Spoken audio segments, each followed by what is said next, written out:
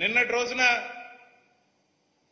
తెలంగాణ ముఖ్యమంత్రిగా కాంగ్రెస్ ముఖ్యమంత్రిగా ఉన్న రేవంత్ రెడ్డి గారు తన మంత్రివర్గ సహచరులను అందరినీ తీసుకుని మంగళగిరిలో సాయంకాలం పూట ఒక సమావేశాన్ని షర్మిల గారి కోరిక కోసం నిర్వహించడం జరిగిందో ఆ సంస్మరణ సభలో ఉండవల్లి గారు, కేవీపీ గారు, మరి కొంతమంది నాయకులు మాట్లాడుతూ రాజశేఖర రెడ్డి గారితో వారికి ఉన్న అనుబంధం, ఆయన చేసిన మంచి పనులు, వాటి గురించి మాట్లాడడం జరిగింది.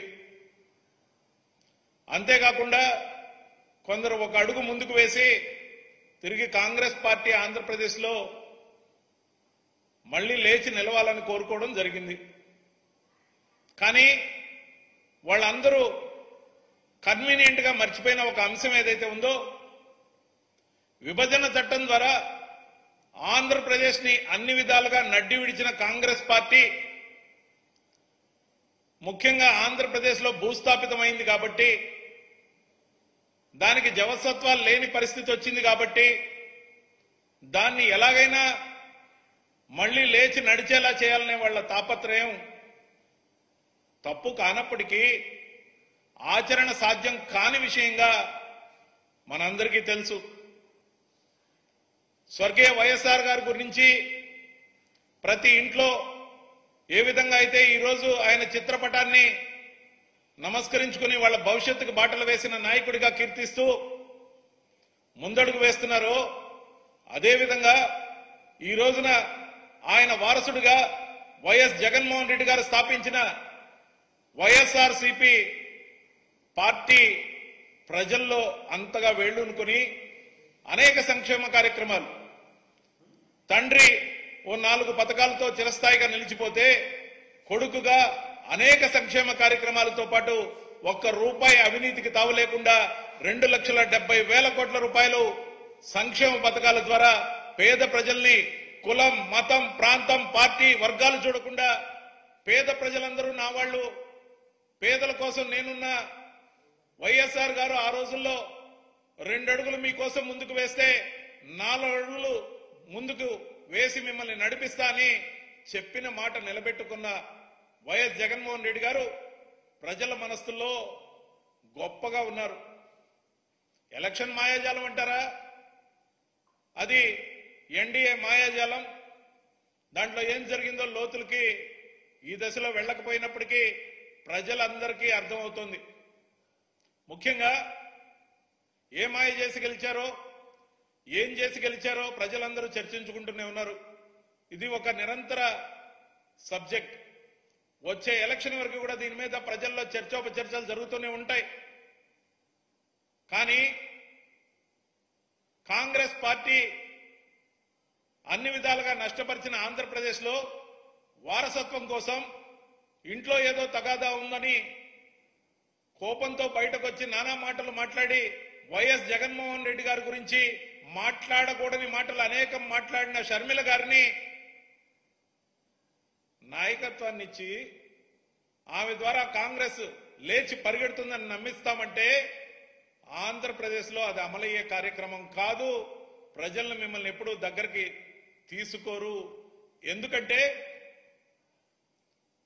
మీరు ప్రత్యేక హోదాని ప్రశ్నించడం లేదు. ఈ రోజు కూడా చంద్రబాబు నాయుడు గారి అజెండాని మోస్తున్నారు.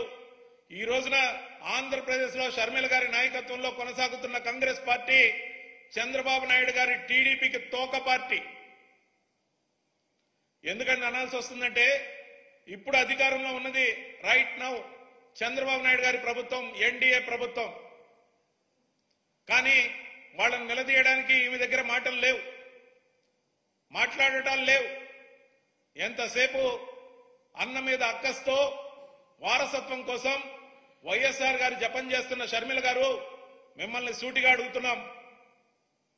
ఈ మధ్య కాలంలో ఆ రోజు పెట్టిన ఫీజు రీఎంబర్స్మెంట్ దగ్గర నుంచి వైఎస్ఆర్ ఆరోగ్యశ్రీ గురించి కానీ మరి వేటి గురించి అయినా ఈ కొత్త ప్రభుత్వం పేర్లు మారుస్తుంటే ఏం చేస్తున్నారు, ఎందుకు నిలదీయటం లేదు? మీ తండ్రి గారి మీద మీకు ప్రేమ ఉందా లేదా అని అడుగుతా ఉన్నా. ఆ పేర్లన్నీ నిలబెట్టి మరింత పురోభివృద్ధిని ప్రజలకు ఇచ్చిన నాయకుడిగా వైఎస్ జగన్మోహన్ రెడ్డి గారు చిరస్థాయిగా నిలబడతారే కానీ సాక్షాత్తు వైఎస్ఆర్ గారి విగ్రహాల్ని అనేక దగ్గరలో కూలగొడుతూ పట్టపగలు పెట్రోల్ పోసి తగలబెడుతుంటే మీ నోరు ఎందుకు పెగలటం లేదు, మౌనంగా ఎందుకున్నారని అడుగుతా ఉన్నాం. అంటే లోపాయికారిగా ఆంధ్రజ్యోతి పేపర్కి ఫుల్ యాడ్లు ఇచ్చుకుంటే మాకేం అబ్జెక్షన్ లేదు. వాళ్ళ అజెండా మీద మీరు పనిచేస్తూ చంద్రబాబు నాయుడు గారి కోసం తోక పార్టీగా మిగిలి ప్రజల్ని మభ్యపెడితే తప్పు అని చెప్పి మేము చెప్పదలుచుకున్నాం. మరీ విడ్డూరం, నిన్న అనేక మంది నాయకులతో పాటు యావత్ మంత్రివర్గం కొలుగుదీరిన ఆ సభలో పక్క రాష్ట్రం తెలంగాణ రాష్ట్రం నుంచి వచ్చిన అక్కడి ముఖ్యమంత్రి గారు రేవంత్ రెడ్డి గారు అంటారు, ఆ ఆంధ్రజ్యోతిలో వచ్చేసిన అభూత కల్పనల న్యూస్ ఏదైతే ఉందో fake news. Kadapa by election వస్తుందట, దాంట్లో షర్మిలమ్మ గారు పోటీ చేస్తారట, తిరిగి ఎక్కడ పోగొట్టుకున్నామో అక్కడి నుంచే రాబట్టుకునే విధంగా అక్కడ తనను గెలిపించడానికి ఊరూరు తిరుగుతాడట రేవంత్ రెడ్డి గారు. అయ్యా రేవంత్ రెడ్డి గారు, తెలంగాణ ముఖ్యమంత్రి గారు, మీ మాటలు పక్కా ప్రగల్భాలు.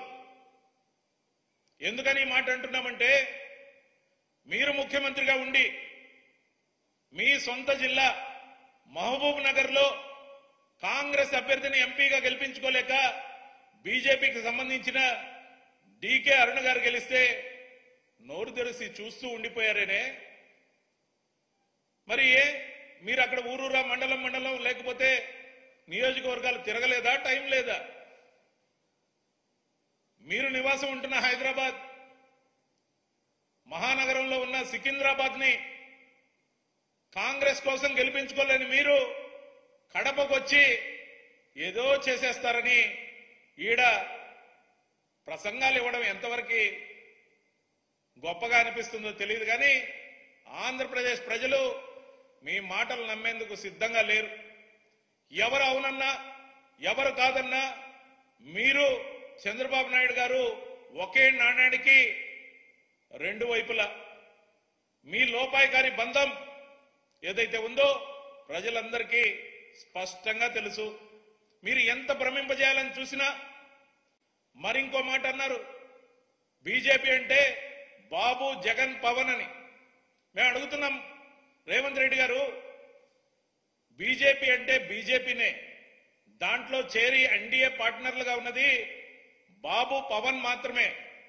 మా పార్టీ పుట్టినప్పటి నుండి ఏ పార్టీతో కూడా మేము పొత్తు కోసం వెంపర్లు ఆడలేదు. మేము మా జెండా మీద స్పష్టమైన అజెండాతో ప్రజలు తీర్పును కోరామే కానీ మేమే కోరుకుని ఉంటే, ఎన్డీఏలో మేము చేరాలనుకుని ఉంటే చంద్రబాబు నాయుడు గారు అసలు గెలిచేవారా అని అడుగుతున్నాం. మేము పొత్తులకు వ్యతిరేకం కాబట్టే అంది వచ్చిన ప్రతి అవకాశాన్ని అందరి కాళ్ళు గడ్డాలు పట్టుకుని బతిమలాడి పొత్తులు కుదుర్చుకుని ఈరోజు గెలిచే అధికారంలోకి వచ్చి ఉండవచ్చు. కానీ మేము సిద్ధాంతం కోసం కట్టుబడ్డాం. మా జెండాతో మా అజెండాతో పేద ప్రజల పక్షాన్ని నిలిచాం.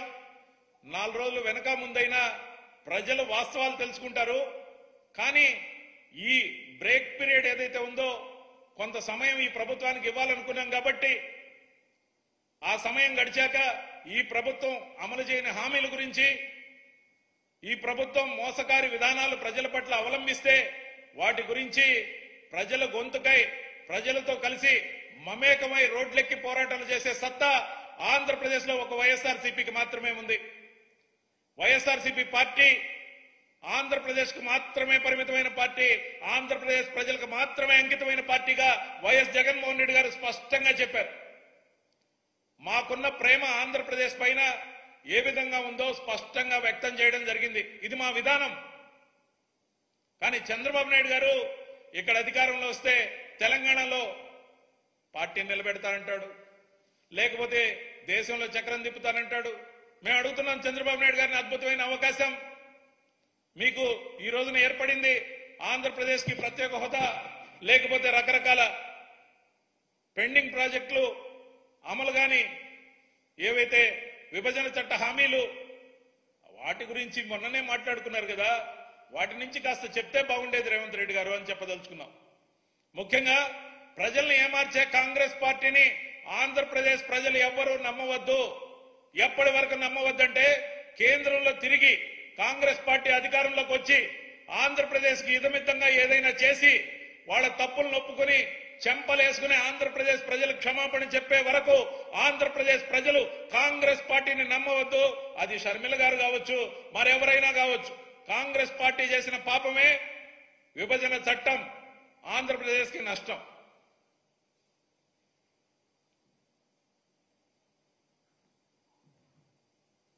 ఏమైనా క్వశ్చన్స్?